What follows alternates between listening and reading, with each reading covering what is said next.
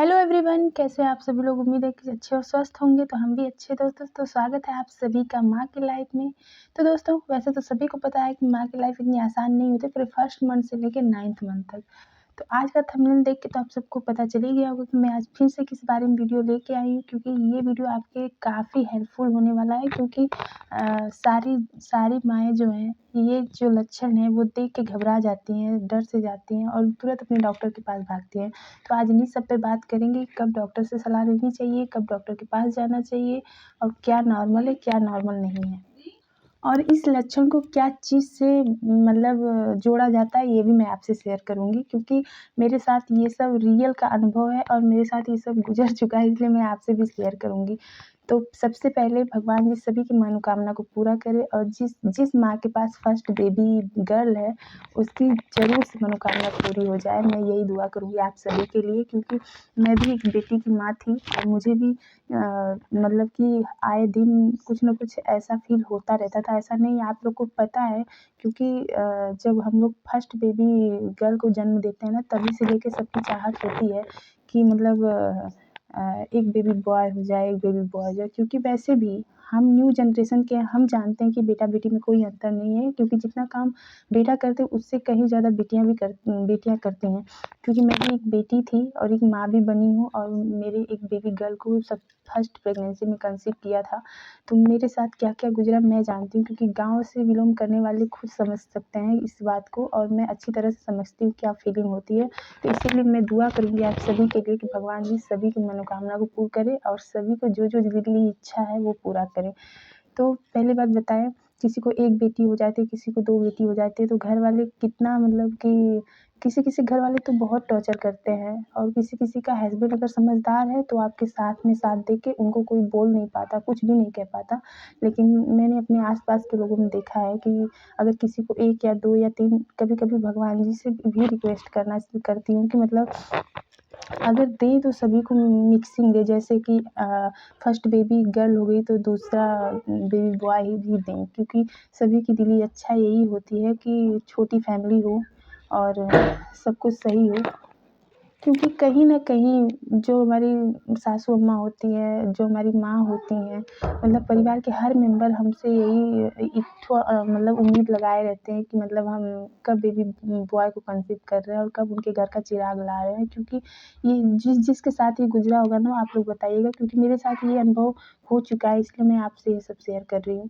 तो अगर आप लोग से एक ही रिक्वेस्ट है कि वीडियो में नए होंगे तो प्लीज़ सब्सक्राइब तो कर दिया करिए, क्योंकि इतनी मेहनत से वीडियो लाते हैं आप लोग के लिए। क्योंकि आप लोग समझ सकते हैं, गाँव से वीडियो बनाना, फिर एक हाउसवाइफ़ भी और 2-2 बच्चे सँभालना कितना कष्ट होता है ना। तो प्लीज़ एक सब्सक्राइब कर दिया करिए, एक लाइक कर दिया करिए, ठीक है? तो चलिए, सबसे पहले मैं आगे वीडियो में बने रहिएगा आप लोग, और मैं और भी जानकारी आप लोग को दूँगी। जो-जो सवाल आप लोगों ने हमसे कमेंट में किया था, वो भी मैं आप सबसे शेयर करूँगी, ठीक है? तो वीडियो में लास्ट तक ज़रूर बने रहिएगा। और मैं पहले बात कर लेती हूँ वाइट डिस्चार्ज की, कि मेरे बेबी बॉय के समय मुझे वाइट डिस्चार्ज हुआ था कि नहीं हुआ था। तो मैं सबसे पहले बता दूँ कि मेरे बेबी गर्ल के सिम्पटम्स बता रही हूँ, ठीक है? मुझे बेबी गर्ल के समय वाइट डिस्चार्ज की प्रॉब्लम नहीं थी, और ये जो सेकंड प्रेगनेंसी मेरी बेबी बॉय की हुई ना, तो उसमें मुझे शुरू से मतलब कि जहाँ 3 मंथ गुज़र गई, तभी से मुझे वाइट डिस्चार्ज शुरू हो गया। वाइट डिस्चार्ज जब शुरू हुआ ना, तो मैं परेशान सी हो गई, क्योंकि मतलब ना कम था ना ज़्यादा था। मतलब जैसे आप समझ सकते हैं, जब अगर कोई चीज़, कोई मतलब पदार्थ अगर हमारे वजाइनल डिस्चार्ज करेगा, तो मतलब प्रेगनेंसी में वैसे भी हम माएँ वैसे भी डरी रहती हैं, सहमी रहती हैं कि कुछ मतलब गड़बड़ी ना हो, हमारा बेबी कैसा होगा, कैसा नहीं होगा। तो जब ये हो रहा था ना, तो मुझे भी डर सा लगा था। तो मैं पहले तो सबसे ये सब के बारे में सबसे मतलब अपने घर में शेयर किया, अपनी मम्मी से भी शेयर की, क्योंकि एक बेटी अपनी माँ से ही सबसे ज़्यादा सॉरी, मेरा बेबी रो रहा है, 1 सेकंड दे दीजिए। सॉरी, अब इस चीज़ को भी लेके चलना पड़ेगा ना, क्योंकि एक छोटा बेबी है और अभी सोया था और उठ चुका है। तो मैं कहाँ थी? White discharge. तो मैं बता दूँ कि वाइट डिस्चार्ज की प्रॉब्लम मुझे बेबी बॉय में हुआ था, और पूरे पूरे फर्स्ट मतलब 3 मंथ से स्टार्ट हुआ, पूरा 9th मंथ तक चला है। और जब मैं इस बारे में मैं बहुत डर भी जाती थी कभी-कभी, क्योंकि मुझे उठती थी तो, बैठती थी तो जैसे लगता था कि हल्का जैसे कैसा मतलब कि ना गाढ़ा था ना पतला था, मतलब थोड़ा थिक में था। और मतलब मैं मतलब इसके बारे में जब अपने डॉक्टर से बात करती थी ना, तो वो बोलते थे कि होता है, नॉर्मल है, सभी को होता है। लेकिन आस-पास में जब बातें करती थी, देखिए हम माएँ हैं और जब हम लोग प्रेगनेंसी जर्नी से गुज़रते हैं ना, तो हमें कई बातों का मतलब हार्मोन्स के चढ़ाव-उतराव से ना कई ऐसी परिस्थितियाँ देखनी पड़ती हैं, जो कि कभी देखी नहीं होती ना, तो थोड़ा-सा डर होता है कि सब कुछ सही है कि नहीं है। तो जब आस-पास में पूछते तो वो बोलती थी नहीं मुझे नहीं हुआ, कोई बोलता था मुझे हुआ था, तो इसी में कन्फ्यूज़ रहती थी मैं। लेकिन ये भी एक लक्षण बेबी बॉय का था मेरे साथ। मैं आप लोग की नहीं बता सकती, क्योंकि आप लोग को मैं पहले भी बताई हूँ कि सभी के लक्षण, सभी के सिस्टम, सभी सिम्पटम्स, सभी की बॉडी अलग होती है। इसलिए हार्मोन्स कभी-कभी इतना ज़्यादा कोई-कोई बढ़ जाता है, कोई-कोई घट जाता है। तो ऐसा-ऐसा दिक्कत है, मतलब ऐसी-ऐसी परिस्थितियाँ सामने आती रहती हैं।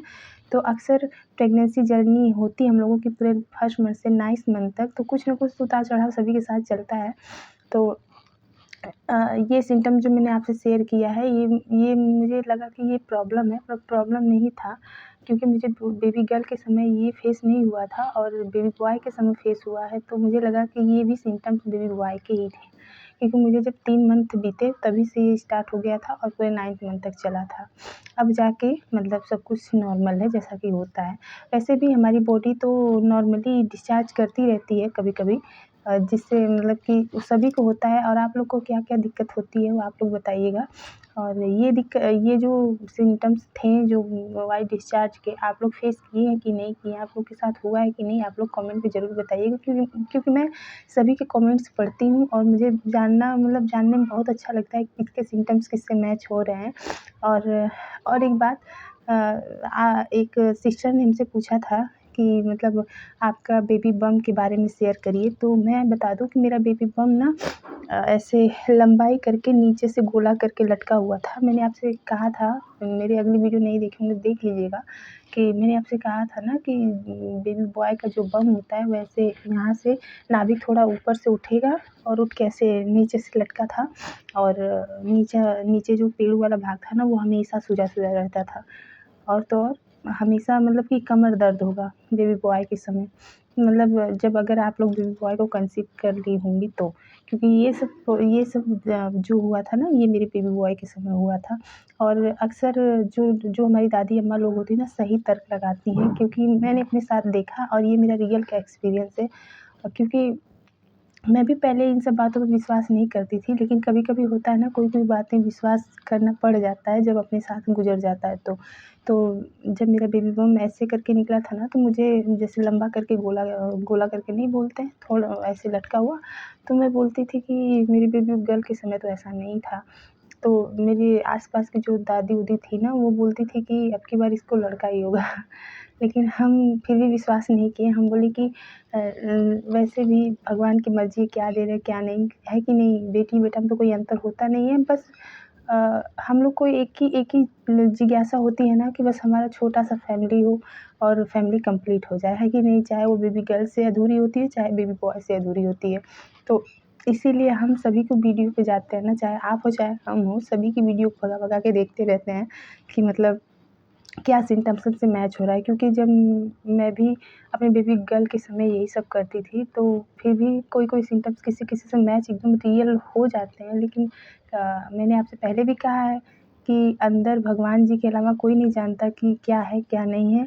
और इसीलिए हम आपको पहले भी बोले, अब भी बोल रहे हैं कि सिम्पटम्स पे ध्यान ना दीजिएगा। और रही बात बेबी बम्प की, तो अब मैंने आपसे बता ही दिया।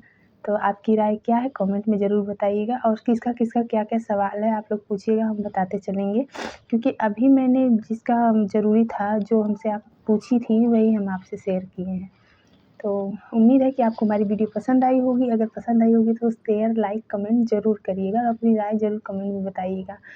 और वाइट डिस्चार्ज को लेके आप इतना परेशान ना होइएगा, क्योंकि वाइट डिस्चार्ज नॉर्मल है। और ज़्यादा मात्रा में हो, अगर पानी की तरह जाने लगे, तो उसमें आपको देर ना करते हुए अपने डॉक्टर से ज़रूर कंसल्ट करें। ठीक है? Bye bye. और कमेंट, लाइक, शेयर ज़रूर करें।